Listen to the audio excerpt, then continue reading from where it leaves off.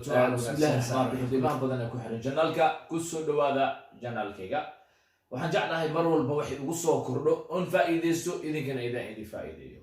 waxa jirta hadda ka hor muuqaal aan soo galiyay alphabetada Dutch-ka qaar kamid ah asxaabteeda dheer maadaama Deutschland aad tagtay Jarmalka macaan hore English-kana aad ahayd ma sometimes noo soo gelisid 10 ku saabsan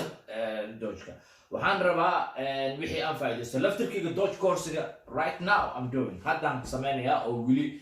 macaan buuxa ee Jarmalka laakiin waxaan jeclahay waxyaabaha aan qulaaseeyay ama aan arkay ugu dhibka badan Dutch-ka mar walba inaan idin la wadaago waxa jira wax la yiraahdo articles-ka waxyaabaha ugu dhib badan weeye Dutch-ka marka waxaan soo qaadan doonaa wax la yiraahdo nominative article iyo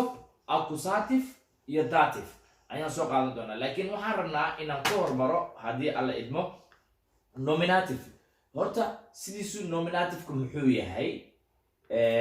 nominative articles-ka nominative-ka waxa inta badan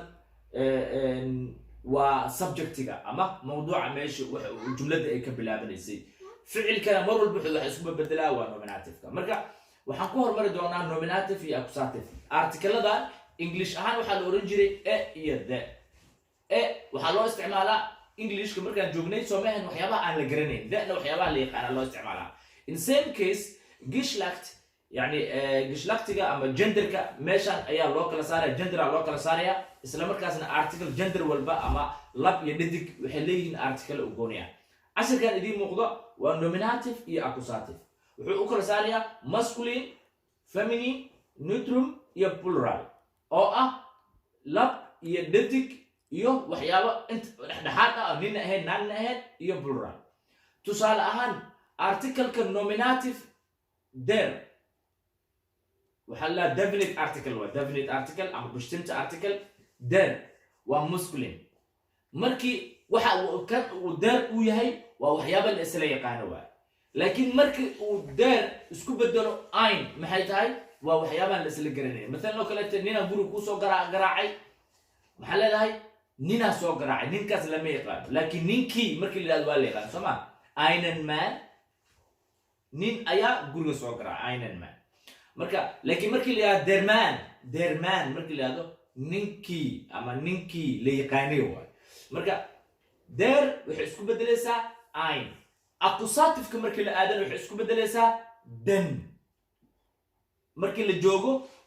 definite-ka ama waxyaabaha isla yaqaan marka aad rabtid inaad accusative ka dhigtid den isku bedelaysaa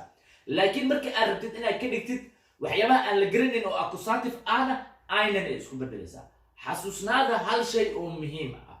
accusative iyo nominative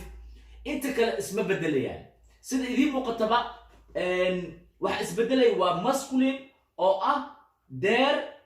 oo noqonaya accusative-ka den iyo ein oo nominative ah oo noqonaya einen wax kale oo isbedelay mal inta kale isku mid ayay ka yihiin genderka iyo jamaca marka accusative marka la joogo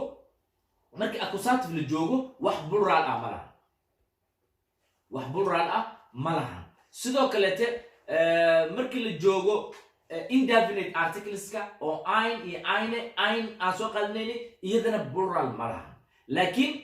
accusative oo yani waxyaabaha isla yaqaan markii la joogo jamc uu leeyahay oo di ay tahay waxyaabaha article-ka loo isticmaalayo jamca waa di xasuusnaada marka masculine there article-ka aan isla garanayn muxuu isku bedelaa ein den oo accusative-na oo waxyaabaha isla yaqaanina waxyaabaha isla garanaynin markii loo bedelayo muxuu noqonaa einen u xasuusnaada haddaad English-ka wax ka taqaaneen